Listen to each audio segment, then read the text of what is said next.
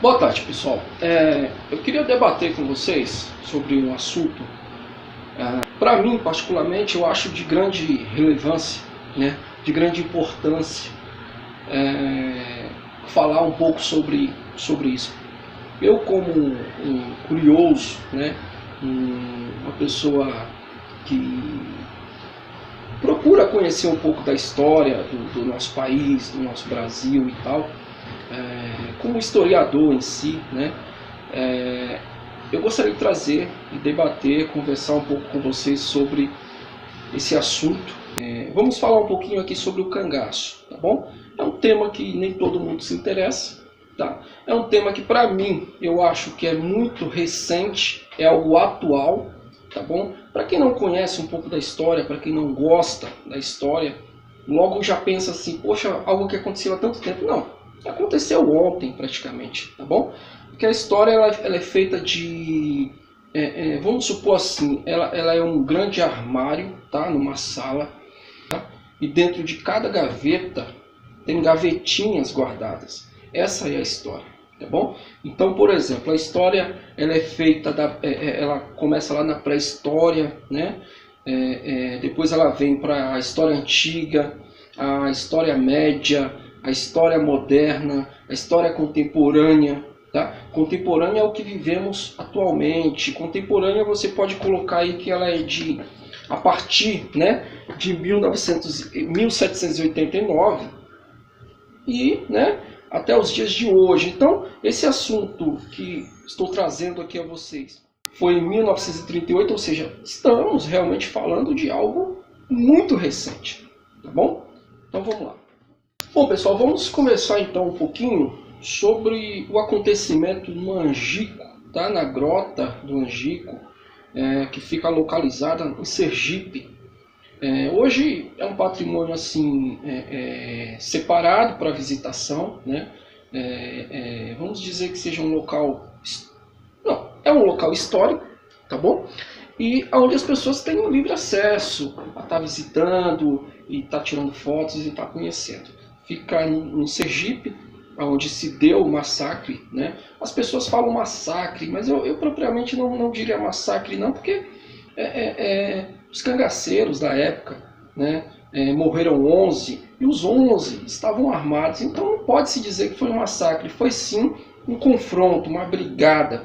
Então assim, vou tentar trazer um pouco sobre esse acontecimento no Angico, na grota do Angico, onde Lampião, Maria Bonita vieram a ser abatidos, né, pela volante, e vou tentar trazer a vocês de uma maneira bem simples, tá?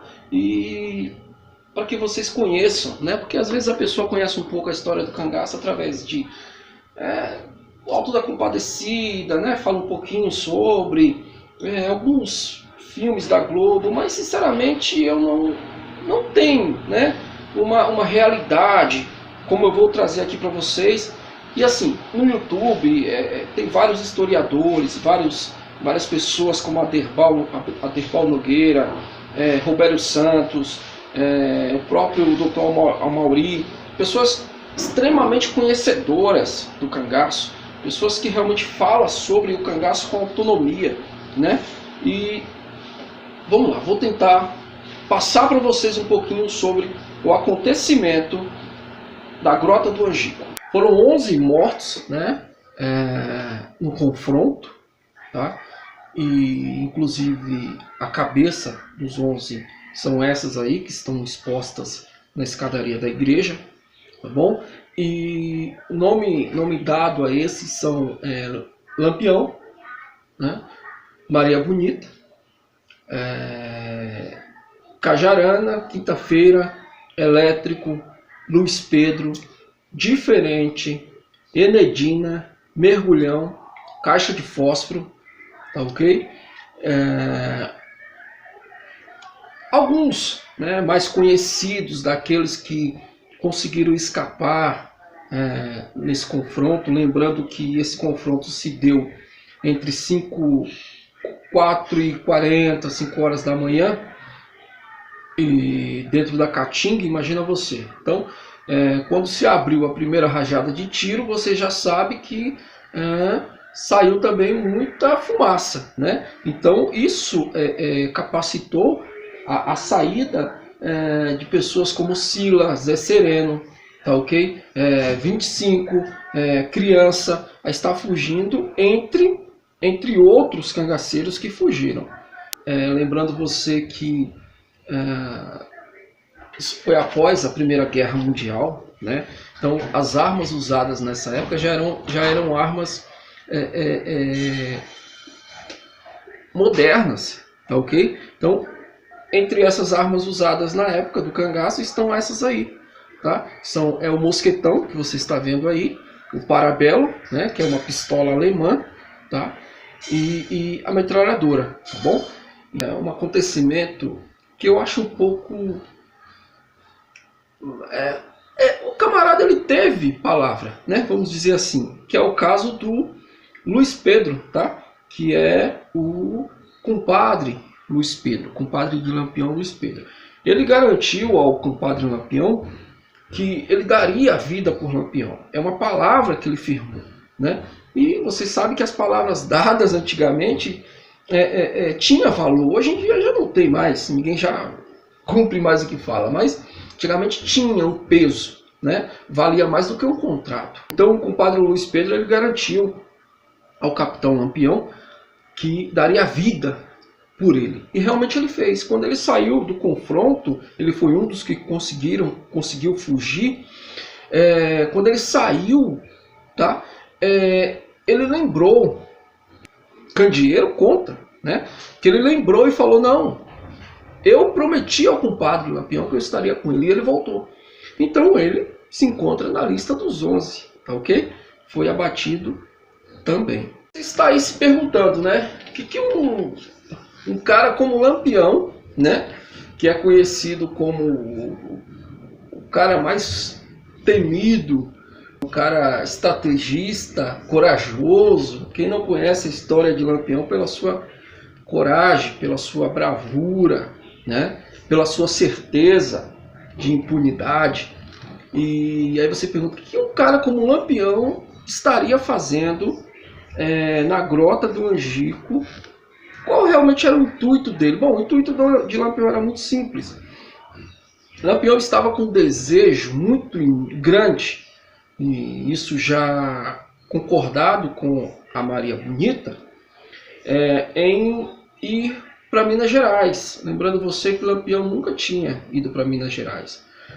Estados onde Lampião deixou sua marca é Pernambuco, Alagoas, Sergipe e Bahia, tá? E muitos cangaceiros saíram da Bahia, muitos saíram de Pernambuco, tá? Então assim, ele estava com esse desejo de ir para Minas Gerais, tá? Porque é como eles mesmos falavam, se vai para Bahia, leva bala, né? O próprio Candeeiro fala isso aí numa entrevista. Vocês vão com eles dois, sabe? Aí nós vamos contar de ir para Minas. Aí, porque sai de Sergipe, leva bala. Vai para Bahia, leva bala. Ele diz que leva bala. Vem para Alagoas, bala. Vai para Pernambuco, bala. Aqui não dá mais para a gente viver. Vai para Bahia, eles levam bala. Se vai para Sergipe, leva bala, né? Se vai para Pernambuco, leva bala. Então, Minas Gerais, vamos dizer assim, é um estado onde estava neutro, né?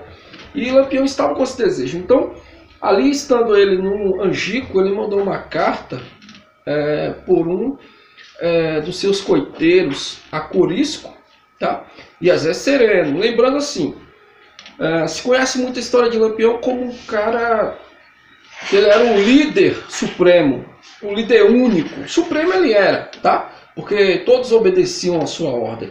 Mas o cangaço em si, ele era dividido entre subgrupos. Então tinha ali o grupo Zé Sereno e Sila, tá? Tem o grupo de Corisco, tá? Que é Corisco e Dadá. Quem nunca assistiu o filme Corisco Diabo Loiro, Corisco e Dadá, que é a sua esposa, tá? O grupo de Lampião com Maria Bonita. Então existia os seus subgrupos, tá? Então a fama de Lampião cresceu muito também por isso. Porque um exemplo, o grupo do Zé Baiano. O Zé Baiano era um cangaceiro muito violento, então ele aprontava uma atrocidade Em Sergipe, por exemplo, Lampião estando na Bahia, quem você acha que pagaria o pato? Lampião, né? Isso já foi uma estratégia muito inteligente de Lampião para que ele tivesse êxito no que ele estava fazendo. Bom, pessoal, eu creio, tá? À noite, à madrugada, do dia 28 de junho, não poderia ser adiada por muito tempo, porque as coisas realmente estavam mudando, tanto na política, nos modos operantes de se fazer política, né? E os estados estavam ganhando força com a entrada do Getúlio Vargas no poder, né? E lembrando que nós estamos falando do ano de 1938, Getúlio já se encontrava no poder. Estava falindo aquele tipo de política, aqueles modos de políticas feita, por exemplo, na época do presidente Arthur Bernardes, né? Onde a política era feita de um modo oligárquico, de um modo... Você já ouviu muito falar sobre aquela famosa política café com leite, Minas, Bahia, um jogo de interesse, né? 4 anos Minas, 4 anos Bahia, daquela política feita pelos cafeicultores, daquela política feita pelos coronéis, e a coisa, o quadro político, ok? Estava mudando. Então o cangaço realmente não ia muito à frente. Lampião ele tinha uma autoconfiança, um excesso de confiança de que ele, no Sergipe, estaria extremamente protegido. Os próprios cangaceiros eles tinham entre eles um modo até engraçado que eles contavam, de que na Bahia eles demoravam um pouco, não poderia ficar muito. Alagoas eles dormiam de pijama, Sergipe eles dormiam de cueca. Então daí você consegue fazer aí uma, né? Como eles agiam, faziam uma alusão ao excesso de confiança que eles carregavam em Sergipe, né? Se na Bahia demorar pouco, é porque a coisa não era boa. Se em Alagoas dormia de pijama, muito menos, né? Não teria muita tranquilidade assim. E se em Sergipe de cueca, então eles estariam em casa mesmo, né? E lembrando que Bahia na época era o tenente Zé Rufino, né? Morreu como o coronel Zé Rufino, tá bom? Que é esse que você está vendo aí.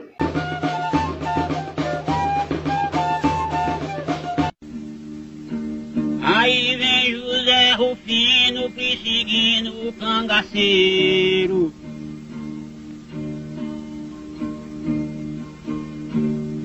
É um homem destemido no Nordeste brasileiro.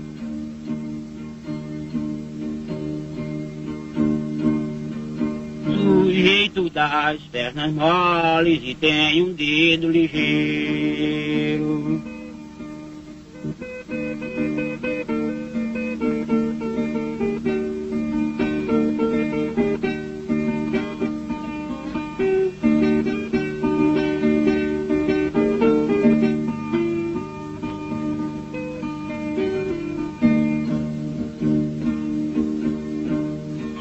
Coronel José Rufino, quantos cangaceiros o senhor matou? Eu matei uma porção deles, assisti na morte uma porção deles, agora não sei assim o tanto. Foi mais ou menos quanto? Perto de uns 20 ou quê, assisti na morte deles. O senhor lembra ainda dos nomes deles, coronel? De diversos. Quem eram? Foi meia-noite, Catingueira, Naquina, Sabonete, azulão, canjica, zabelé, alhadóia, Mariano, Pai Velho, Zeppelin, Pavão, Barra Nova e outros, tanto que eu não me recordo do nome agora. Bom, vamos lá. Como se deu então o grande confronto, né? O tenente João Bezerra foi até as margens do rio, né? Ali em Piranhas, do São Francisco, tá bom? E na casa do coiteiro Pedro de Cândido. Chegando ali na casa do coiteiro Pedro de Cândido, pegou informações de onde estaria o compadre Lampião. Bom, o tenente João Bezerra, como homem estrategista que era, ao saber o local exato, né, onde Lampião estava, ele montou ali a sua estratégia, né, sua guerrilha, a sua estratégia de guerra, a sua estratégia de confronto, a sua logística mesmo para atacar o bando de Lampião de uma forma onde eles se sentissem encurralados. E foi isso realmente que aconteceu. Foram 4 grupos de volantes e para cercar a grota, né, do Angico, onde eles não pudessem correr. Mas teve o sargento responsável por alguns volantes, se perdeu no meio do caminho. Então conseguiram chegar de forma simultânea apenas 3 grupos de volantes. Uma saída ficou aberta, né, que foi justamente a saída onde conseguiu se salvar muitos cangaceiros, e sinceramente foi até bom, porque hoje, se a gente conhece um pouco de cangaço, um pouco da história, da historiografia, né, da literatura contada, escrita sobre o cangaço, é porque sobraram, é porque escaparam cangaceiros para contar, não é verdade? Então, conseguiram ali entrar na grota, cercar a grota. Quando um cangaceiro ele desceu para pegar água para fazer o café para Lampião, se ouviu o primeiro estampido e o primeiro tiro, e daí começou toda aquela troca de tiro e tal, e aonde abateram os 11 cangaceiros. Espero mais para frente poder trazer mais personagens, tá? Lembrando que cangaço é feito de personagens, e tem personagens do lado dos bandidos, tem personagem do lado da polícia, da volante, tem personagem do lado dos coiteiros, né? Muitos personagens, e cada um com sua história, tá? A história do cangaço é algo muito subjetivo em relação a pensamentos, né? Discernentes a pensamentos contrários, né? De que ele era um mocinho, era um bandido, de que ele tinha uma motivação, não tinha, tá? Algo muito subjetivo da mente de cada um.